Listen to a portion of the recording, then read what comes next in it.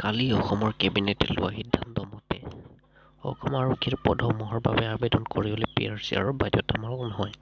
অৰ্থাৎ এতিয়া আপুনি অনলাইন ফৰ্ম ফিলআপ কৰিবলৈ PRC ফৰ্ম আপলোড নকৰিলেও হ'ব। কিন্তু পাছলৈ বাছনি পৰীক্ষাত উত্তীৰ্ণসকলে PRC দেখুওৱাটো বাধ্যতামূলক হ'ব। কিন্তু যদিহে পাছত আপুনি চিলেকশ্যন হৈছে আপোনাৰ, তেতিয়াহ'লে আপুনি PRC দেখুৱাব লাগিব, আপুনি শ্ব' কৰিব লাগিব। অনুসূচিত জাতি অৰ্থাৎ SC, জনজাতি ST আৰু অন্যান্য পিছপৰা জাতি অৰ্থাৎ OBCৰ বাবে এই নিয়ম প্ৰযোজ্য নহয়। SC, ST আৰু OBC সকলে PRC দেখুৱালেও হ'ব, কিন্তু জেনেৰেলবিলাক কি কৰিব লাগিব, যদিহে তেওঁলোক চিলেক্ট হৈ যায়, তেতিয়াহ'লে তেওঁলোকে PRC দেখুৱাব লাগিব।